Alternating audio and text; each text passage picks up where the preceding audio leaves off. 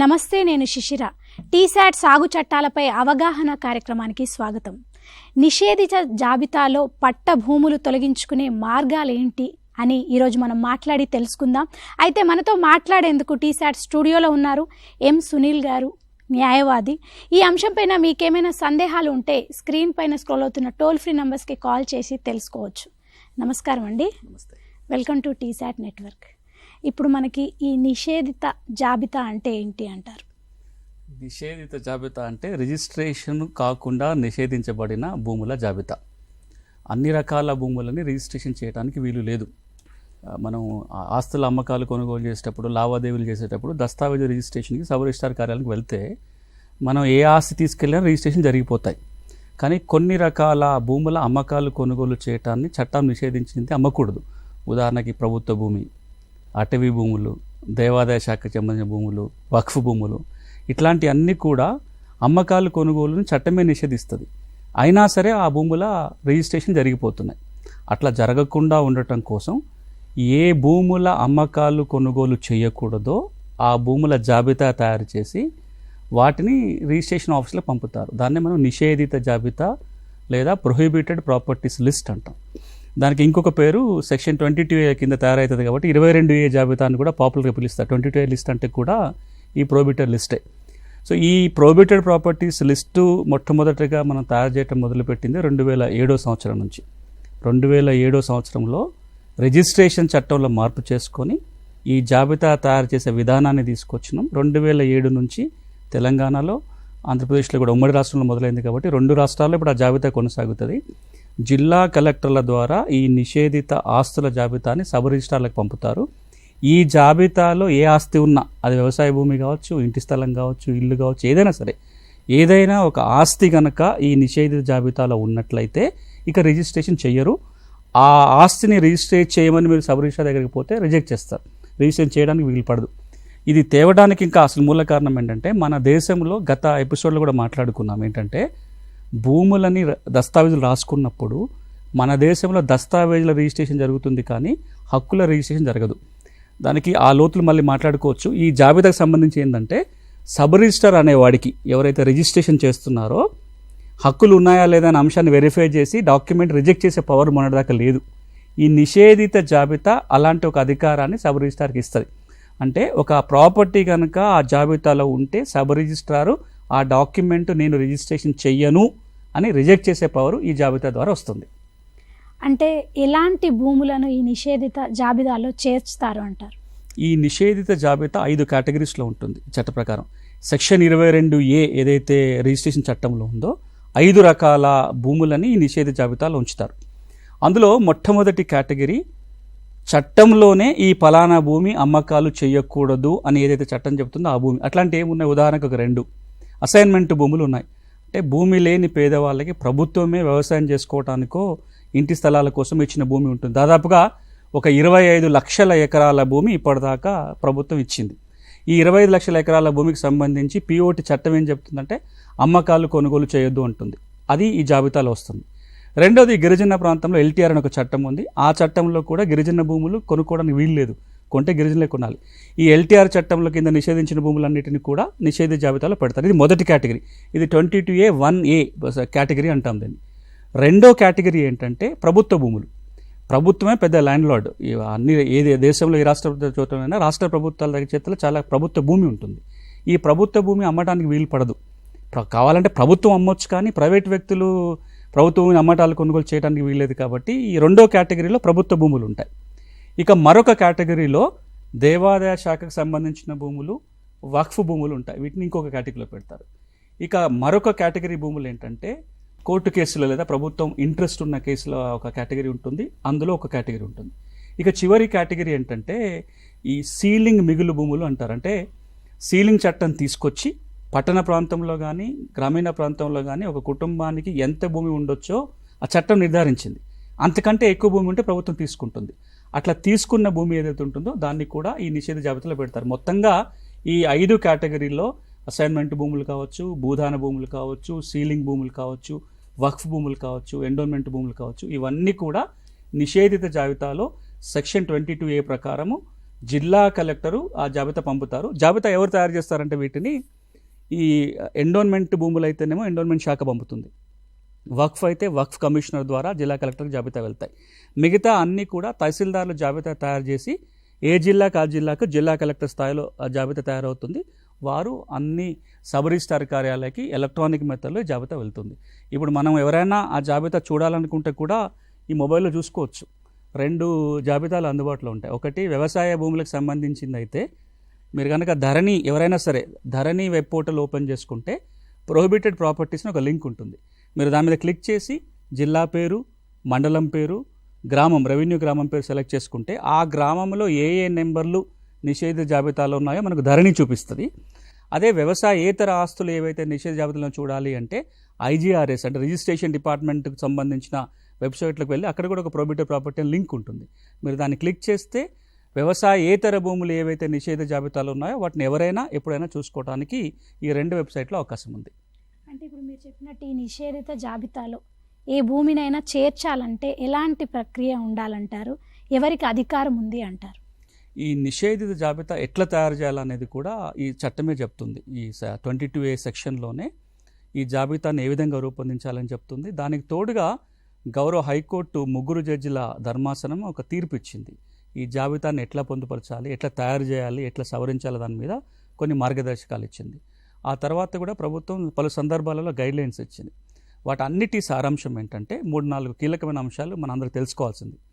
ఒకటి, నేను ఇంత మునుపు చెప్తున్నట్టుగా జాబితాని తయారు చేసే వ్యక్తులు 3 అంటే 3 రకాల వ్యక్తులు తయారు చేస్తారు. ఒకటి జిల్లా కలెక్టర్లు, అంటే వాళ్ళ కింద సిబ్బంది, ఈ ప్రభుత్వ భూములు కానీ, అసైన్మెంట్ భూములు కానీ, భూదాన భూములు కానీ, సీలింగ్ భూములు కానీ ఇవన్నిటినీ తయారు చేసేది కింద స్థాయిలో తహసీల్ కార్యాలయాలు తయారు చేసి జిల్లా కలెక్టర్లకు పంపుతారు. ఎండోన్మెంట్ అయితే ఎండోన్మెంట్ శాఖ, వక్ఫ్ అయితే వక్ఫాలు తయారు చేస్తారు. వీటన్నిటినీ జిల్లా కలెక్టర్ల ద్వారా పంపాల్సి ఉంటుంది. ఒకటి. రెండోది, ఈ జాబితా ఎప్పుడు కూడా పబ్లిక్ డొమైన్లో ఉంచాలి. ప్రజలు ఎప్పుడైనా ఈ జాబితాలో ఏవి ఉన్నాయి ఏవి లేదు చూసుకోవడానికి ఒక అవకాశం కల్పించాలి. ఇక మూడోది ఏంటంటే, ఒకవేళ అందులో తప్పులు జరిగితే కనుక సవరించడానికి ఒక యంత్రాంగం ఉంది. దానికంటే ముందు మనం మాట్లాడుకోవాల్సింది ఈ కేటగిరీలో ఒక చివరి కేటగిరీ ఏంటంటే, ప్రభుత్వం ఇంట్రెస్ట్ ఉన్న భూములు లేదా కోర్టు కేసులో ఉన్న భూములను కూడా నిషేధ జాబితాలో పెట్టొచ్చు. అలాంటి కేటగిరీ అయితే కనుక తప్పకుండా గెజెట్లో నోటిఫికేషన్ ఇవ్వాలి. ప్రభుత్వ గెజెట్లో ప్రకటించి మాత్రమే నిషేధ జాబితాలు పెట్టాలి. మొదటి 4 కేటగిరీలకి గెజెట్లో పబ్లిష్ చేయాల్సిన పని లేదు. లిస్ట్ తయారు చేయొచ్చు, సబ్ రిజిస్టర్లు పంపుతారు, వెబ్సైట్లో అప్లోడ్ చేస్తే సరిపోతుంది. కానీ ఈ చివరి కేటగిరీ ఏదైతే ఉందో తప్పకుండా గెజెట్లో నోటిఫై చేయాలి. కానీ ఈ ప్రక్రియలో చాలా ఇబ్బందులు వచ్చినాయి. ఈ ప్రక్రియను సరిగా పాటించకపోవటం వల్ల కావచ్చు, లేదా కింది స్థాయిలో జాబితాలు తయారు చేసేటప్పుడు మనం మాట్లాడుకుంటున్న కేటగిరీలు మాత్రమే కాకుండా కొన్ని వేల ఎకరాల పట్టా భూములు కూడా ఈ జాబితాలో చేరిపోయినాయి. అదే ఈరోజు సమస్య. నిజంగానే కేవలం అసైన్మెంట్ భూములు, కేవలము భూదానం, సీలింగ్ మిగులు భూములు ఇవి మాత్రమే నిషేధ జాబితాలో ఉంటే సమస్య లేదు. కానీ కొన్ని వేల ఎకరాల పట్టా భూమి కూడా ఈ నిషేధ జాబితాలో చేరిపోయింది. అది ఈ రోజున రైతాంగానికి, భూయజమానికి అతిపెద్ద సమస్య. ఇంట్లో ఏదో అర్జెంటుగా అవసరం ఉంటుంది, అమ్ముకోవడానికి పోతే సబ్ రిజిస్ట్రార్ అంటాడు ఇది నిషేధ జాబితాలో ఉంది, నేను రిజిస్ట్రేషన్ చేయను అంటాడు. చాలామందికి ఇప్పటిదాకా కూడా వాళ్ళ భూమి నిషేధ జాబితాలో ఉందో లేదో కూడా తెలియదు. కొంత అవేర్నెస్ ఉన్న వాళ్ళు వాళ్ళ సర్వే నెంబర్ ఉందా లేదా వెతుక్కుంటున్నారు. కానీ చాలామందికి ఎప్పుడు తెలుస్తుంది, అది అమ్మడానికి పోయినప్పుడు లేదా బ్యాంకులో కుదవబెట్టి లోన్ తెచ్చుకోవడానికి పోయినప్పుడు వాళ్ళు చూసి అప్పుడు చెప్తారు, మీ భూమి ప్రొహిబిటెడ్ లిస్ట్లో ఉంది, మేము లోన్ ఇవ్వడానికి కుదరదు, ఈ భూమి రిజిస్ట్రేషన్ చేయడానికి కుదరదు. మన కార్యక్రమం ద్వారా రైతాంగానికి, మరి ముఖ్యంగా గ్రామీణ ప్రాంతాల్లో ఉన్న వాళ్ళందరికీ ఒక మాట బలంగా వెళ్ళాలి. ఏంటంటే, మీకు ఎవరికైనా భూమి ఉందా, అది వ్యవసాయ భూమి అయినా కావచ్చు, ఇంటి స్థలమైనా కావచ్చు, ఒక్కసారన్నా మీ భూమి నిషేధిత జాబితాలో ఉందో లేదో వెరిఫై చేసుకోండి. అది వెరిఫై చేయాలంటే మీరు ఎక్కడో కార్యాలయానికి పోవాల్సిన పని లేదు, లేదా కాగితాలకు దరఖాస్తు పెట్టుకున్న పని లేదు. మీ చేతిలో ఒక మొబైల్ ఫోన్ ఉంటే చాలు, ఇంట్లో కంప్యూటర్ ఉంటే చాలు. మీ ఇంట్లో ఇప్పుడు మొబైల్ ఫోన్ లేని ఇల్లు అంటూ లేకుండా ఉన్న ఇల్లు ఏది లేదు. మీరు ఒక్కసారి మొబైల్ ఫోన్ ఓపెన్ చేసి వ్యవసాయ భూమి అయితే కనుక ధరణి వెబ్ పోర్టల్ అని కొడితే ధరణి వెబ్సైట్ ఓపెన్ అవుతుంది. ధరణి వెబ్సైట్ ఓపెన్ చెయ్యగానే కింద కనపడుతుంది ఒక క్రాస్ మార్క్ పెట్టి ప్రొహిబిటెడ్ ప్రాపర్టీస్ అని ఉంటుంది. అది క్లిక్ చేసి నేను ఇంతకుముందు చెప్పినట్టుగా మీ జిల్లా పేరు, మీ మండలము, మీ గ్రామాన్ని సెలెక్ట్ చేసుకుంటే ఏ నెంబర్లు ఉన్నాయో తెలిసిపోతుంది. మీ నెంబర్ ఉందా లేదా చూసుకోండి. ఒకవేళ అది వ్యవసాయేతర భూమి అయితే కనుక రిజిస్ట్రేషన్ డిపార్ట్మెంట్ వాళ్ళది IGRS వెబ్సైట్ ఉంటుంది, అక్కడ పోయి చూసుకోండి. నేను ఛాలెంజ్ చేసి చెప్పగలుగుతాను, ఈ రోజున కనుక అందరూ ఇది కనుక చేస్తే ఇప్పటికి చాలా కొన్ని వందల వేల మంది కొత్తగా తెలుస్తుంది అది నిషేధ జాబితాలో ఉంది. ఇది ఎట్లుంటుందంటే నువ్వు బాగా ఆరోగ్యంగా ఉన్నావంటే ఆరోగ్యంగానే ఉన్నానంటాం, సరే పద ల్యాబొరేటరీకి పోయి టెస్ట్ చేద్దామని చెప్పి ఒక 4 రకాల పరీక్షలు చేపిస్తే అప్పుడు తెలుస్తుంది షుగర్ ఉందనో బీపీ ఉందనో. ఇదే కనుక మనం ముందు తెలుసుకోగలిగితే ట్రీట్మెంట్ ఈజీ అవుతుంది. రోగం ముదిరిపోయిన తర్వాత కష్టం. అట్లనే నిషేధ జాబితా విషయంలో కూడా అందరూ ఒక్కసారన్నా ఈ 2 చోట్లకు వెళ్ళి వెరిఫై చేసుకున్నట్లయితే చాలా ఉపయోగపడుతుంది. అంటే మీరు ఇందాక చెప్పినట్టు నిషేధిత జాబితాలో ఈ పట్టభూమి చేరితే ఎట్లా అంటారు, దాన్ని తొలగించే ప్రక్రియ ఏది అంటారు? ఒకవేళ కనుక అది అమ్ముకునే హక్కులున్న భూమి కూడా నిషేధ జాబితాలో చేరితే, అంటే ఇంతకుముందు చెప్పిన అట్లా చేరిన అవకాశాలు చాలా ఉన్నాయి. సందర్భాలు ఇప్పుడు ఒక సర్వే నెంబర్లో 10 ఎకరాల భూమి ఉంది, అందులో 1 ఎకరం గవర్నమెంట్ ల్యాండ్ ఉంది, మిగతా 9 ఎకరాల పట్టా భూమి, మొత్తం సర్వే నెంబర్ని నిషేధ జాబితాలో పెట్టారు. లేదా ఈ డేటా అక్కడి నుంచి తీసుకొచ్చినప్పుడు టెక్నికల్ ఇబ్బందుల వల్ల కూడా సర్వే నెంబర్లు తప్పుగా చేరిపోయినాయి. కారణం ఏదైతేనేమి పట్టా భూమి కూడా నిషేధ జాబితాలో చేరింది, అదొక సమస్య. రెండవది, కొన్ని రకాల అసైన్మెంట్ భూములు కూడా అమ్ముకోవడానికి అవకాశం ఉంది. ఇప్పుడు ఆ పట్టా ఇచ్చినాక స్వాతంత్ర సమర యోధులకో లేదా ఫ్రీడమ్ ఫైటర్స్ అంటాం మన వాళ్ళని, ఎక్స్ సర్వీస్ మెన్కో, వీళ్ళకి ఇచ్చినప్పుడు 10 ఏళ్ల తర్వాత అమ్ముకునే అవకాశం ఉంటుంది. అవి కూడా ఇప్పుడు నిషేధ జాబితాలో ఉన్నాయి. ఇలాంటి సందర్భాలు అంటే అమ్ముకునే హక్కు ఉన్న భూమి కూడా నిషేధ జాబితాలో చేరినట్లయితే ఒక 4 రకాల పరిష్కార మార్గాలు. ముందుగా, నిషేధిత జాబితాలో ఏ కేటగిరీలో నమోదై ఉంది, మీరు పట్టా భూమి మీరు అంటున్నారు, జాబితాలో గవర్నమెంట్ భూమి నమోదై ఉందా, అసైన్మెంట్ అని ఉందా, ఎండోన్మెంట్ అని ఉందా, వక్ఫ్ అని ఉందా, ఏ కేటగిరీలో చూడాలి. ఒకవేళ కనుక అది మీది పట్టా భూమి అయి ఉండి పొరపాటున ఎండోన్మెంట్ కేటగిరీలో పడినట్లయితే చట్టం ఏమంటుంది, ఎండోన్మెంట్ ట్రిబ్యునల్ని ఆశ్రయించాలి. ఎండోన్మెంట్ ట్రిబ్యునల్పై కేసు పెట్టుకోవాలి, ఇది నాది పట్టా భూమి తప్పుగా పడింది, దీంట్లో సవరించండి అని పెట్టుకోవాలి. ఒకవేళ వక్ఫ్ భూమి అని పడింది, అది పట్టా భూమి కానీ వక్ఫ్ అని నమోదైతే కనుక వక్ఫ్ ట్రిబ్యునల్ని ఆశ్రయించాలి, ఇది పరిష్కారం చేయండి, ఇది వక్ఫ్ కాదు పట్టా భూమి అని డిక్లరేషన్ తెచ్చుకోవాలి. అట్లా కాకుండా అది భూదానమనో లేకపోతే అసైన్మెంట్ అనో లేకపోతే సీలింగ్ అనో సర్కారు ప్రభుత్వ భూమి అనో కనుక నమోదైతే జిల్లా కలెక్టర్కి దరఖాస్తు చేసుకోవాలి. వక్ఫ్ ట్రిబ్యునల్కి పోవాలన్నా ఎండోన్మెంట్ ట్రిబ్యునల్కి వెళ్ళాలన్నా కేసు వేయాలి అక్కడ. మిగతా సందర్భాల్లో కలెక్టర్కి వెళ్ళాలి అంటే ధరణి వెబ్సైట్లో ఒక మాడ్యూల్ ఉంది, TM15 అని ఒక మాడ్యూల్ ఉంటుంది. మీరు ఈ సేవా సెంటర్కి వెళ్ళి TM15 మాడ్యూల్లో దరఖాస్తు పెట్టుకొని మీ దగ్గర ఉన్న కాగితాలతో దరఖాస్తు పెట్టుకుంటే ఆ అప్లికేషను జిల్లా కలెక్టర్కి వెళ్తుంది. ఒకసారి అప్లికేషన్ ధరణిలో మీరు TM15 మాడ్యూల్లో పెట్టుకుంటే తహసీల్దార్ దాని మీద వెరిఫికేషన్ చేయాల్సి వస్తుంది. తహసీల్దార్ ఒక రిపోర్ట్ తయారు చేస్తాడు, తహసీల్దార్ ఇచ్చిన రిపోర్ట్ మీద RDO వెరిఫికేషన్ చేస్తాడు, దాని మీద అడిషనల్ కలెక్టర్ వెరిఫై చేసిన తర్వాత ఆ నివేదిక జిల్లా కలెక్టర్కి వెళ్తుంది. జిల్లా కలెక్టరే నిర్ణయం తీసుకోవాలి, వీళ్ళ నివేదిక ఆధారంగా ఈ భూమిని నిషేధ జాబితాలో కొనసాగించాలా లేదా తొలగించాలనే నిర్ణయాన్ని జిల్లా కలెక్టర్ తీసుకుంటాడు. ఇది ఒక పద్ధతి. ఇట్లా కాకుండా మరొక మార్గం కూడా ఉంది సవరించుకోవాలంటే. ఎప్పుడైనా సరే సివిల్ కోర్టుకు వెళ్ళి కేసు వేయవచ్చు, ఇది నా పట్టా భూమి, దీన్ని తప్పుగా నిషేధ జాబితాలో పెట్టారు, ఈ భూమి నాది అని డిక్లేర్ చేయండి అని ఒక టైటిల్ డిక్లరేషన్ సూట్ కనుక సివిల్ కోర్టులో వేసుకుంటే కోర్టు ఆ భూమి నాది అని తీర్పు కనుక ఇచ్చినట్లయితే ఈ తీర్పు కాపీని తీసుకెళ్లి జిల్లా కలెక్టర్కి అప్లై చేసుకోవాలి, ఇది నిషేధ జాబితాల నుంచి తొలగించండి అని. కోర్టు తీర్పు ద్వారా కూడా తొలగించడానికి అవకాశం ఉంటుంది.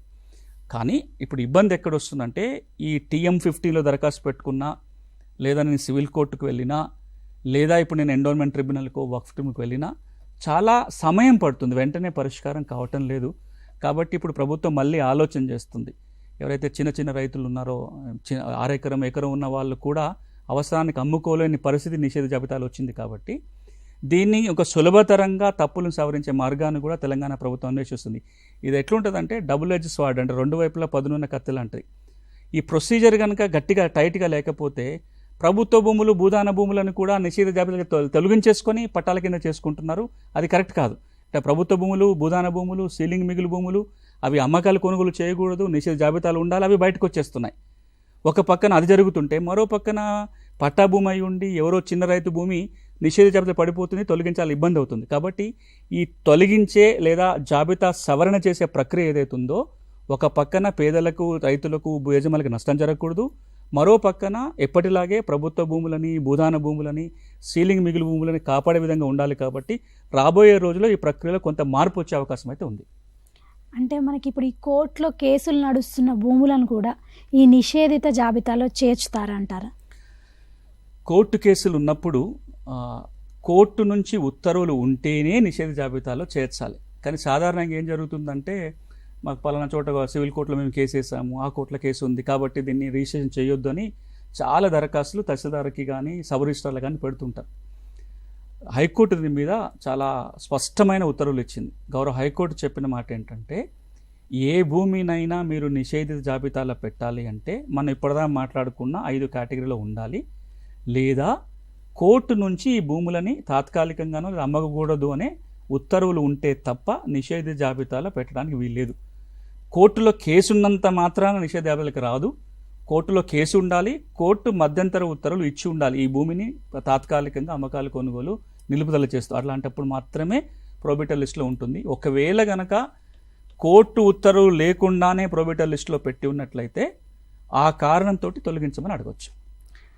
అంటే ఎలాంటి సందర్భాల్లో ఈ అసైన్డ్ భూములు సంబంధించి నిషేధిత జాబితా నుండి తొలగించవచ్చు అంటారు? మనం మొదట్లో మాట్లాడింది ఏంటంటే, ఈ అసైన్మెంట్ భూములు అంటే భూమి లేని పేదలకి ప్రభుత్వం ఇచ్చిన భూమి. దాదాపుగా 25 లక్షల ఎకరాల భూమి అసైన్మెంట్ భూమి తెలంగాణలో ఉంది. అది ఇంటి స్థలాలు కావచ్చు, వ్యవసాయ భూమి కావచ్చు. ఈ 25 లక్షల ఎకరాల భూమి గురించి పిఓటి చట్టం ఏం చెప్తుందంటే, అసైన్మెంట్ భూముల బదలాయింపు నిషేధ చట్టం 1977. దీన్ని ఇంగ్లీష్లో Telangana assigned land prohibition on transfer act అంటాం. ఈ చట్టం ఏమంటుంది, అసైన్మెంట్ భూములని అమ్మకాలు కొనుగోలు చేయకూడదు, అన్యాక్రాంతం చేయొద్దు అని చెప్తుంది. ఆ లెక్క ప్రకారము మొత్తం భూమి ఈ 25 లక్షల ఎకరాల భూమి కూడా నిషేధ జాబితాలో ఉంచాలి. ఇలాగే ఉంది. కానీ ఈ అసైన్మెంట్ భూములలో కొన్ని రకాల అసైన్మెంట్ భూములని అమ్మడానికి ఎక్సెప్షన్ కేటగిరీస్ ఉన్నాయి. ఒక 5 రకాల ఎక్సెప్షన్స్ ఉన్నాయి. ఈ 5 రకాల మినహాయింపు పరిధిలో వచ్చినట్లయితే వాటిని నిషేధ జాబితాల నుంచి తొలగించడానికి అవకాశం ఉంటుంది. అందులో మొట్టమొదటిది ఏంటంటే, మన కాలర్ లైన్లో ఉన్నారు. నమస్తే అండి. నమస్కారం మేడం.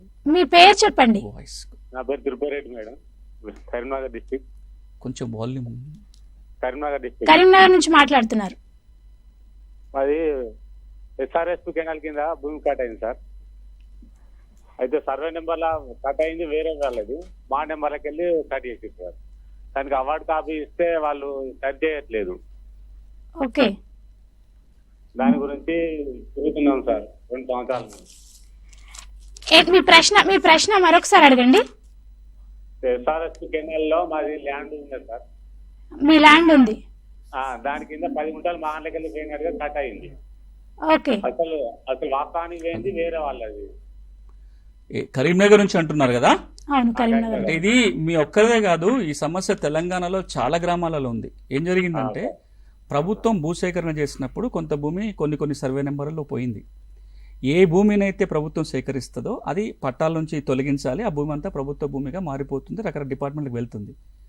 ధరణి వెబ్ పోర్టల్ వచ్చినప్పుడు ఏం జరిగిందంటే, ఒక సర్వే నెంబర్లో భూమి భూసేకరణలో పోతే ఇంకొకరిది కట్ అయిపోయింది. ఇప్పుడు వారు ఏం చెప్తున్నారు, ఆయన భూమి భూసేకరణలో పోలేదు, కానీ వేరే భూమి పోతే ఈయన భూమిని తొలగించారు. ఇప్పుడు ఆయన అడుగుతున్నది ఏంటి, నా చేతిలో అవార్డు కాపీ కూడా ఉంది, అంటే భూసేకరణలో ఏ భూమి పోయిందో ఆధారం కూడా ఉంది, దీని ప్రకారం సవరించి ఆయన భూమిని ఆయనకి తిరిగి ధరణిలో ఎక్కించాలి అని అడుగుతున్నారు. మీరు దరఖాస్తు పెట్టారా ధరణిలో? ఏ మాడ్యూల్లో ధరణిలో ఏ మాడ్యూల్ దరఖాస్తు పెట్టారు?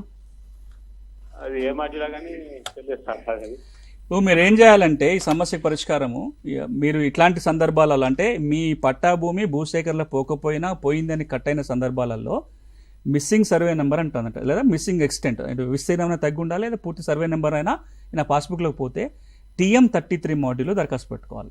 TM33లో మిస్సింగ్ సర్వే నెంబర్ ఉన్నా విస్తీర్ణం తగ్గిపోయినా దరఖాస్తు పెట్టుకుంటే TM33 మాడ్యూల్లో వెళ్ళినప్పుడు తహసీల్దార్ ఇది వెరిఫై చేస్తానికి ఉంటుంది.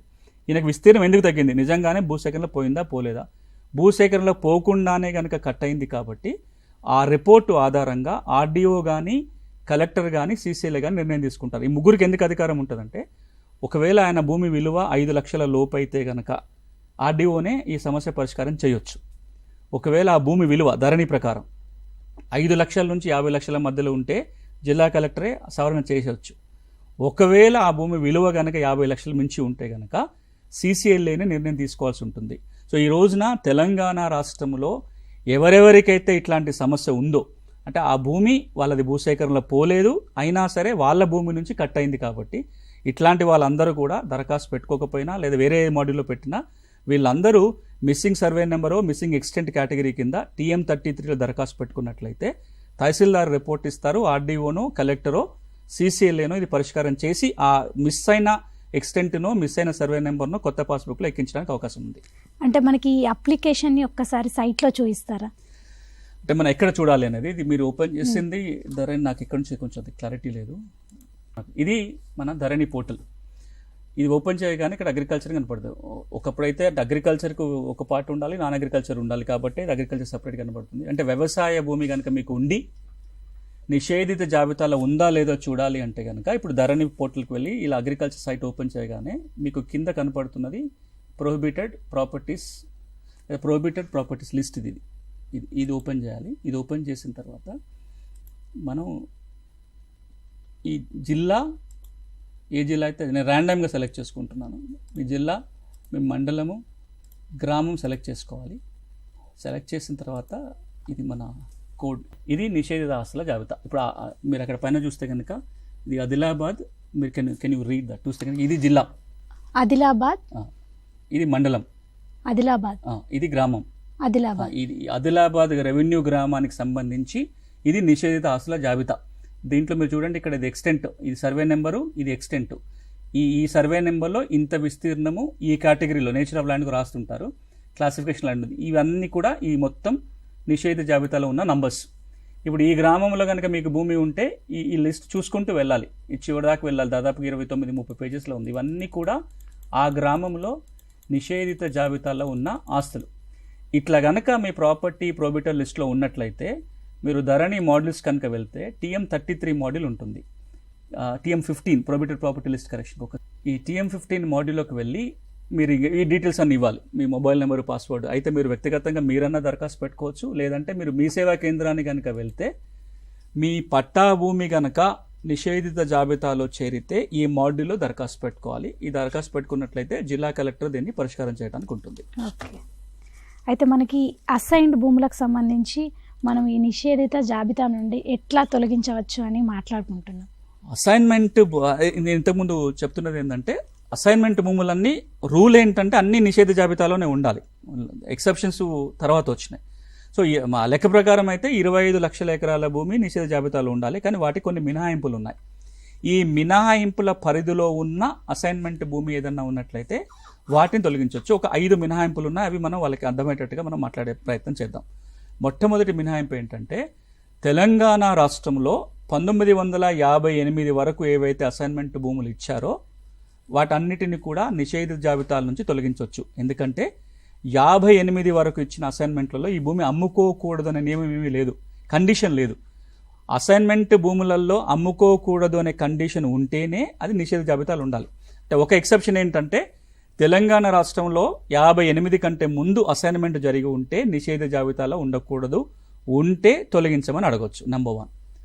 రెండోది ఏంటంటే 1977 కంటే ముందు, అంటే పిఓటి చట్టం రాకంటే ముందు ఎవరైనా భూమి లేని పేదవాళ్ళు అసైన్మెంట్ భూములు కొనుగోలు చేసినట్లయితే ఈ చట్టం వాళ్ళకి వర్తించదు, కాబట్టి వాటిని కూడా తొలగించడానికి అవకాశం ఉంది. ఇక మూడోది, అసైన్మెంట్ భూముల అమ్మకాలు కొనుగోలు చేయొద్దు, కానీ లోన్ల కోసం బ్యాంకులో కుదవబెట్టవచ్చు. బ్యాంకులో కనుక కుదవబెడితే ఒకవేళ అప్పు కట్టకపోతే బ్యాంకు వాళ్ళు ఏం చేస్తారు, వేలం వేయాల్సిందే కదా. ఎవరైనా మరి ఆ వేలంలో భూములు కొనుక్కుంటే, అట్లా గనక అసైన్మెంట్ భూములు ఎవరైనా కోర్టు వేలములో బ్యాంక్ ఆప్షన్ వేసినప్పుడు కొనుక్కుంటే కనుక ఆ కొనుక్కున్న తర్వాత ఆ భూముల్ని నిషేధ జాబితాలకు వెళ్ళి తొలగించవచ్చు. ఇక మరొక కేటగిరీ ఏంటంటే భూమి లేని పేదవాళ్ళకి మాత్రమే కాకుండా ఇంకో 3 రకాల కేటగిరీ వాళ్ళకి కూడా భూములు ఇచ్చారు. ఎక్స్ సర్వీస్ మెన్, ఫ్రీడమ్ ఫైటర్స్కి, పొలిటికల్ సఫరర్స్కి, రాజకీయ బాధితులకి, మాజీ సైనికులకి, స్వాతంత్ర సమరయోధులకు కూడా భూములు ఇచ్చారు. రాజకీయ బాధితులకి ఇస్తే కనుక వాళ్ళు వెంటనే ఆ భూములు అమ్ముకోవచ్చు, నిషేధ జాబితాలో ఉంచకూడదు. మిగతా 2 కేటగిరీ, ఎక్స్ సర్వీస్ మెన్ కానీ ఫ్రీడమ్ ఫైటర్స్ కానీ ఇస్తే పట్టా ఇచ్చిన 10 సంవత్సరాల తర్వాత అమ్ముకోవచ్చు, అంటే నిషేధ జాబితాల నుంచి తొలగించాలి 10 సంవత్సరాల తర్వాత. ఇక చివరి కేటగిరీ ఏంటంటే కొన్ని సందర్భాలలో ప్రభుత్వం ఉచితంగా అసైన్మెంట్ చేయటం కాకుండా కొంత డబ్బు వసూలు చేసి పట్టాలు ఇచ్చారు. మార్కెట్ వాల్యూ తీసుకోనో లేదా నామినల్ వాల్యూ వసూలు చేసుకొని భూములను పట్టాలు ఇచ్చారు. అట్లాంటి సందర్భాలలో ఇచ్చిన పట్టా ఫార్మాట్ వేరు ఉంటుంది. ఉచితంగా భూమి ఇస్తేనేమో ఫార్మాట్ డీలో ఇస్తారు, దాన్ని డీ ఫామ్ పట్టా అని కూడా అంటాం. కొంత డబ్బు వసూలు చేసుకొని ఇచ్చినప్పుడు జీ ఫామ్ పట్టాలని ఇస్తారు, ఫామ్ జీలో ఇస్తారు. ఈ జీ ఫామ్ పట్టాలు ఇచ్చిన భూములకు కూడా పిఓటి చట్టం వర్తించదు, వాటిని కూడా నిషేధిత జాబితా నుంచి తొలగించాల్సి ఉంటుంది. సో ఇప్పుడు నేను పేర్కొన్న ఏవైతే కేటగిరీస్ ఉంటాయో ఇవి అసైన్మెంట్ భూములు అయినా సరే నిషేధిత జాబితాలో ఉంటే గనక తొలగించమని అడగొచ్చు. జిల్లా కలెక్టర్లు ఈ భూములని నిషేధిత జాబితాను తొలగించడానికి అవకాశం ఉంది. ఇంకొక మాట ఏంటంటే ఈ 1958 కంటే ముందు ఇచ్చిన భూములు ఏవైతే ఉన్నాయో దానికి సంబంధించి గౌరవ హైకోర్టు తీర్పిచ్చింది. తెలంగాణ రాష్ట్రంలో 1958 కంటే ముందు ఇచ్చిన అసైన్మెంట్ భూములన్నిటినీ కూడా నిషేధిత జాబితాను తొలగించాలి అని చెప్పి కోర్టే డైరెక్షన్ ఇచ్చింది. కాబట్టి ఇప్పుడు నేను చెప్పిన కేటగిరీలో గనక ఉన్నట్లయితే వాటిని కూడా నిషేధిత జాబితాల నుంచి తొలగించవచ్చు. అంటే మనకి ఈ భూధాన్ భూములు, సీలింగ్ భూముల్ని కూడా ఈ నిషేధిత జాబితా నుండి తొలగించవచ్చు అంటారా? భూదాన భూములు, సీలింగ్ మిగులు భూములను కూడా అసైన్మెంటే చేస్తారు. భూదాన భూములు అంటే దానంగా వచ్చినవి. ఆచార్య వినోబా భావే గారు ప్రారంభించిన భూదాన ఉద్యమంలో భాగంగా 1,00,000 ఎకరాలకు పైగా దానంగా స్వీకరించి భూమి లేని పేద కుటుంబాలకు పంచారు. పంచే ప్రక్రియ భిన్నంగా ఉంటుంది. అసైన్మెంట్ ప్రభుత్వ భూములు పంచే ప్రక్రియ కొంత వేరుగా ఉంటుంది. భూదాన భూములు అంటే భూదాన బోర్డు వారి ఆదేశాల మేరకు తహసీల్దార్ పంచుతారు. ఇవి కూడా అసైన్మెంట్ భూములే, వీటి కూడా పిఓటి చట్టం వర్తిస్తుంది. సీలింగ్ మిగులు భూములు అంటే సీలింగ్ చట్టం కింద ఏవైతే ఎక్సెస్ ల్యాండ్ ఉందో ఒక కుటుంబానికి ఉండాల్సిన భూమి కంటే ఎక్కువ ఉన్న భూమిని తీసుకొని దాన్ని కూడా పేదలకే పంచారు. ఒకసారి పంచిన తర్వాత ఆ భూములకు కూడా పిఓటి చట్టమే వర్తిస్తుంది. ఈ సీలింగ్ మిగులు భూములని, భూదాన భూములని ఈ పిఓటి చట్టమే వర్తిస్తుంది. కాబట్టి నిషేధిత జాబితా నుంచి తొలగించడానికి వీలు లేదు. ఇప్పుడు నిషేధిత జాబితాలో ఉండాల్సిందే. అంటే నిషేధిత జాబితా సవరణ కోసం అంటే ధరణిలో ఏ మాడ్యూల్లో దరఖాస్తు చేయాలంటారు? మనం ఇంతకుముందు మాట్లాడుకున్నాం, TM15 అని ఉంటుంది. TM15 మాడ్యూల్లో దరఖాస్తు పెట్టాలి. ఆ దరఖాస్తు పెట్టినప్పుడు దాంట్లో కావాల్సిన డాక్యుమెంట్స్ ఏంటనేది కూడా ఆ మాడ్యూల్లో అడుగుతారు. అంటే మా వాళ్ళకన్నా పాస్బుక్ కావచ్చు, లేకపోతే ఏ కారణంతో అది తొలగించమని అడిగితే దానికి సంబంధించిన డాక్యుమెంట్స్ కనుక అప్లోడ్ చేస్తే అది తహసీల్దార్ నివేదిక ఆధారంగా జిల్లా కలెక్టర్ నిర్ణయం తీసుకుంటాడు. కానీ ఇప్పుడు మళ్ళీ గుర్తు చేయాల్సింది ఏంటంటే ఒకవేళ అది ఎండోన్మెంట్ అనో వక్ఫ్ అనో కనుక నిషేధ జాబితాలో ఉంటే కలెక్టర్ కూడా అధికారాలు ఉండవు. ఎండోన్మెంట్ ట్రిబ్యునల్ కానీ వక్ఫ్ ట్రిబ్యునల్ కానీ వెళ్లాల్సి ఉంటుంది. అంటే ఈ ప్రక్రియకు సంబంధించి ఇటీవలి ప్రభుత్వం తెచ్చిన మార్పులు ఏంటి అంటారు? ఈ నిషేధిత ఆస్తుల జాబితాకు సంబంధించి చాలాసార్లు మార్పు చేర్పులు వచ్చినాయి. ఇటీవల అంటే ఫిబ్రవరి 28వ తారీఖున మరొకసారి ఒక సర్క్యులర్ జారీ చేసింది ప్రభుత్వం. అంటే ధరణిలో ఉన్న సమస్యల పరిష్కారం కోసం, ధరణి సమస్యల పరిష్కారం కోసం ఒక కొత్త సర్క్యులర్ జారీ చేస్తూ ఆ సర్క్యులర్లో ఏం చెప్పారంటే ఇంతకు మునుపు అయితే గనక జిల్లా కలెక్టరే నిర్ణయం తీసుకునేవాడు. భూముల విలువలు ఎక్కువ చోట CCL వచ్చేటివి. కానీ ఇప్పుడున్న నియమం ప్రకారం ఏంటంటే తహసీల్దార్ నివేదిక తప్పనిసరి. ప్రోబిటర్ లిస్టులో నిర్ణయం తీసుకోవాలంటే అప్లికేషన్ మీద తహసీల్దార్ రిపోర్ట్ ఇవ్వాలి. దాని మీద RDO, జాయింట్ కలెక్టర్ అంటే అడిషనల్ కలెక్టర్ పరిశీలన తర్వాతనే చేయడానికి ఉంటుంది. ఇంకొక మాట ఏంటంటే ఒకవేళ రిజెక్ట్ చేస్తే కనుక ఇది తీయడానికి వీల్లేదని నిర్ణయం కలెక్టర్ తీసుకుంటే కనుక ఒక ఆర్డర్ ఇవ్వాల్సి ఉంటుంది. ఎందుకు తిరస్కరిస్తున్నారో కూడా ఆర్డర్ ఇవ్వాల్సి ఉంటుంది. ఇవి రెండు ఒక 2 నెలల కింద తెలంగాణ ప్రభుత్వం కొత్తగా తీసుకొచ్చిన మార్పులు. నిషేధిత జాబితాలో పట్ట భూములు తొలగించుకునే మార్గాలు ఏంటి అని మనకు వివరిస్తున్నారు సునీల్ కుమార్ గారు. ఈ అంశంపైన మీకేమైనా సందేహాలు ఉంటే స్క్రీన్ పైన స్క్రోల్ అవుతున్న టోల్ ఫ్రీ నంబర్స్కి కాల్ చేసి తెలుసుకోవచ్చు. అయితే ఈ నిషేధిత జాబితా పట్టభూములకు సంబంధించి తొలగించుకునే మార్గాలు ఏంటి అంటారు? ఇప్పటిదాకా మనం మాట్లాడింది అదే. ఇంతకుముందు చాలా వివరంగా కూడా చెప్పినా నేను. మన కాలర్ లైన్లో ఉన్నారు. నమస్తే అండి. నమస్తే అండి. మీ పేరు చెప్పండి. నా పేరు శ్రీధర్ అండి. శ్రీధర్ గారు ఎక్కడి నుండి మాట్లాడుతున్నారు? హన్మకొండ నుండి. మీ ప్రశ్న అడగండి శ్రీధర్ గారు. ఇది మా నాన్నగారు 77లో పర్చేజ్ చేశారండి భూమి. తర్వాత ఒక సర్వే నెంబరు, తర్వాత మళ్ళా 10 years తర్వాత ఇంకో సర్వే నెంబర్లో అది చేశారు. ఇప్పుడు ధరణి వచ్చాక అవి రెండు మెర్జ్ అయ్యి ఒకటే సర్వే నెంబర్ మీదకి కన్వర్ట్ అయ్యి వేరే వాళ్ళ మీద పట్టాదారు వేరే నెంబర్ చూపెడుతుందండి. అంటే ఇది నిషేధ జాబితా సంబంధించిన ప్రశ్న కాదు. మీరు దీన్ని ధరణి దరఖాస్తు పెట్టారా? పెట్టామండి. అప్పుడు ఏ మాడ్యూల్లో పెట్టారు? అంటే అప్పుడు సాదా బైనామా కింద పర్చేజ్ చేశారండి మా నాన్నగారు. దాన్ని ఇప్పుడు రెండు మెర్జ్ అయ్యి వేరే వాళ్ళ పట్టాదారు వేరే వాళ్ళ కింద చూపెడుతుంది. అది 2 సర్వే నెంబర్లు కూడా సాదా బైనామా కొనుగోలు చేసినవేనా? అవునండి. సాదా బై మీకు 13B సర్టిఫికేట్ ఉందా? లేదండి, అదేం లేదు. భూమి శిస్తు కట్టిన పేపర్లు మాత్రమే ఉన్నాయండి. ఇప్పుడు ఏమైనా ధరణి దరఖాస్తు పెండింగ్ లో ఉందా? ఇంకా ఏమైనా పెండింగ్ అప్లికేషన్ ఉందా?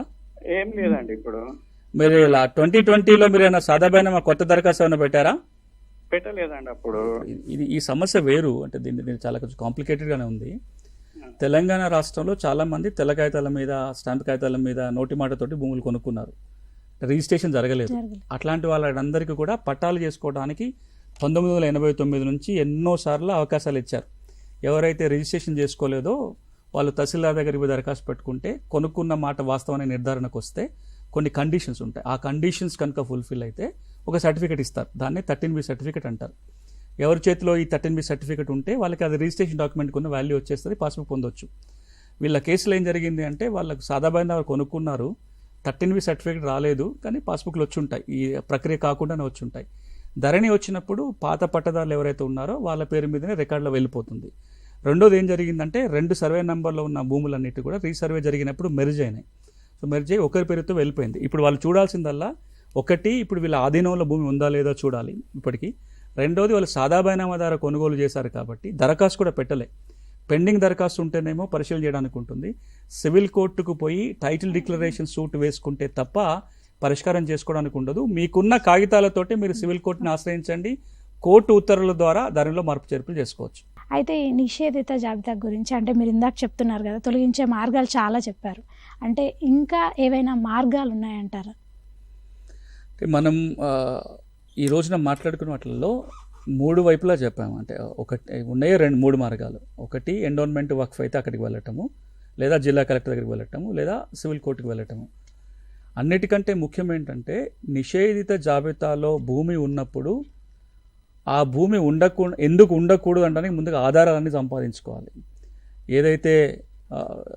ఏదైతే నిషేధ జాబితాలో ఉన్న భూమి ఉంటుందో చాలా సందర్భాలు ఏమవుతుందంటే సరి అయిన ఆధారాలు లేకుండా ఎక్కడికి పోయినా వృధా అవుతుంది. ఇప్పుడు ఉదాహరణకి నా భూమి 1958 కంటే ముందే నాకు అసైన్మెంట్ చేశారు, తీసేయండి అని దరఖాస్తు పెడతారు.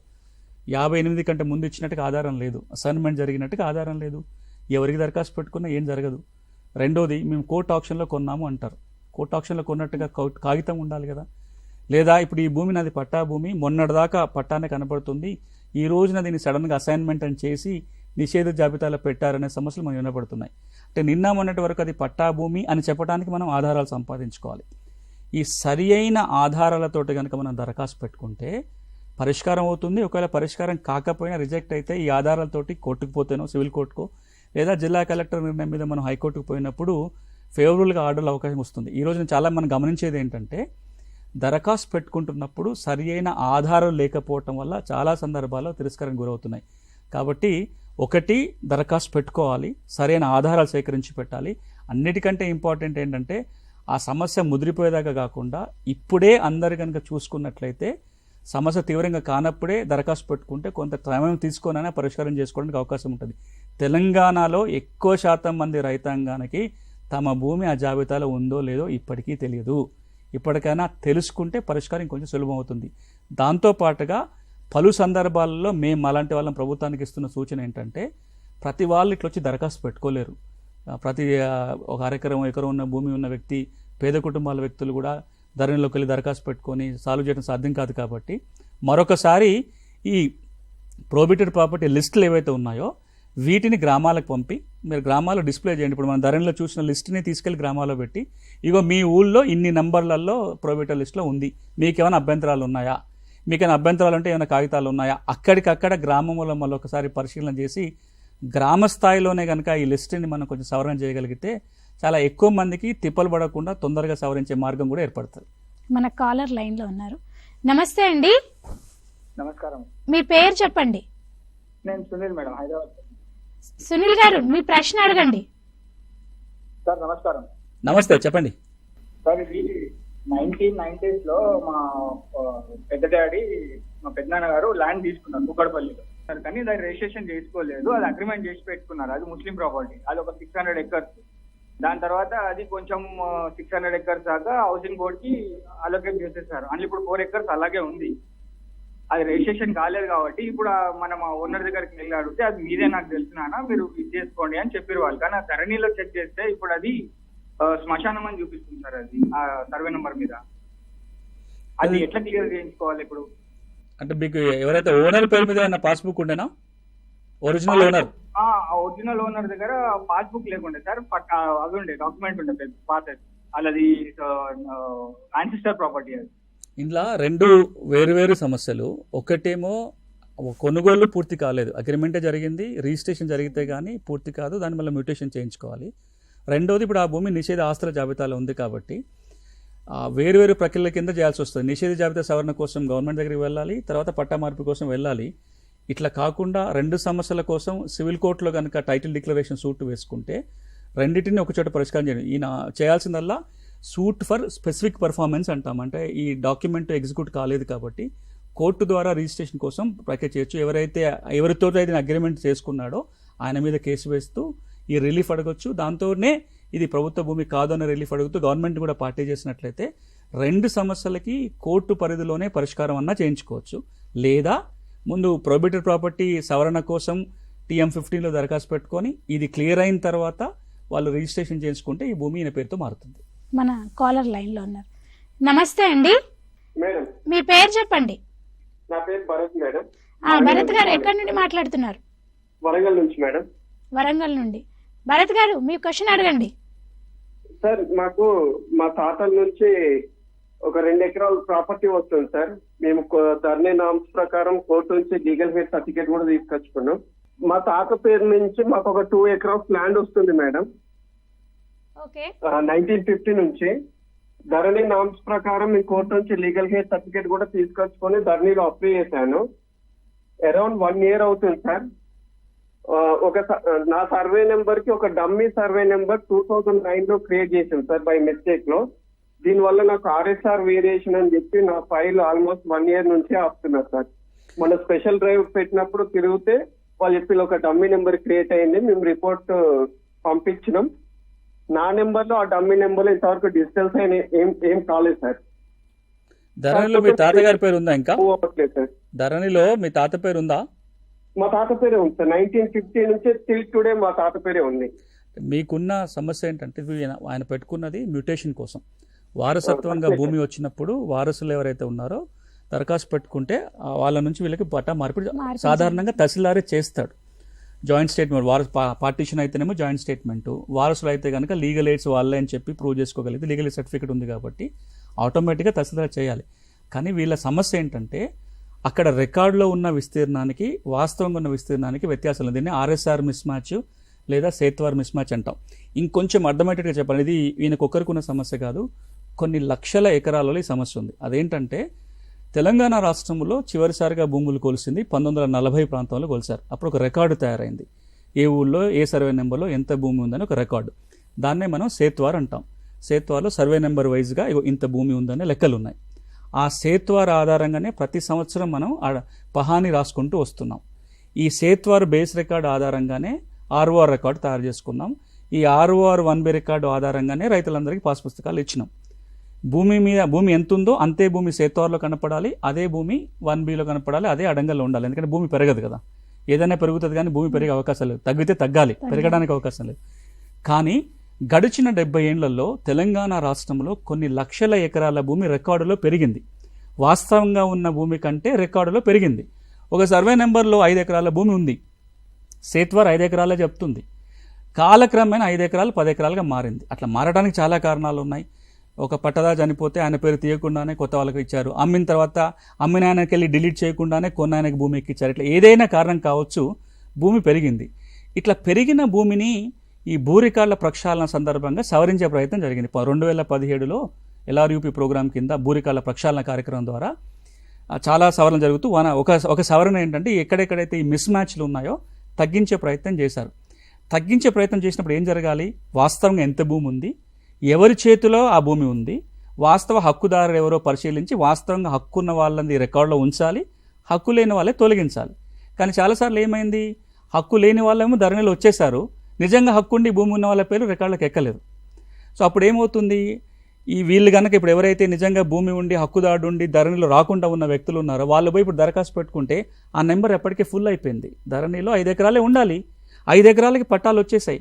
ఇప్పుడు ఇంకొక ఆయన పోయి నాకు ఇంకొక ఎకరం ఉంది, నేను భూమిలోనే ఉన్నాను, నా పేరు ఆ ఎకరం ఎక్కించండి అంటే ఈ ఎకరం ధరణిలో ఎక్కడ సృష్టించాలి? ఇప్పుడు ఎవరైతే పట్టాదారులు ఉన్నారో వాళ్ళకెళ్ళి సవరణ జరిగితే తప్ప సాధ్యం కాదు. దీన్నే RSR మిస్ మ్యాచ్ కరెక్షన్ అంటాం. ఈ ఈ ఆర్ఎస్ఆర్ మిస్ మ్యాచ్ కరెక్షన్ జరిగితే తప్ప కొత్త పాస్బుక్ ఇవ్వటం కానీ మ్యూటేషన్ చేయటం కానీ రిజిస్టర్ ఏది సాధ్యం కాదు. ఇట్లాంటి ఒక 6 లక్షల 7 లక్షల ఎకరాల వరకు ఉండొచ్చు అని ఒక అంచనా, అంతకంటే ఎక్కువ ఉండొచ్చు. ఇట్లాంటి ఆర్ఎస్ఆర్ మిస్ మ్యాచ్ ఉన్న వాటిని కూడా ఇప్పుడు TM33 దరఖాస్తు పెట్టుకోవచ్చు. కానీ ఈ దరఖాస్తుల పరిష్కారం జరగాలి అంటే CCLA స్థాయికి రావాలి ఆర్ఎస్ఆర్ కరెక్షన్ కోసం. అది జరిగితేనే ఈ మ్యూటేషన్ జరుగుతుంది. ఇప్పుడు జరుగుతున్న దరఖాస్తుల పరిశీలన ప్రక్రియలో భాగంగా అవి కూడా చేస్తారు.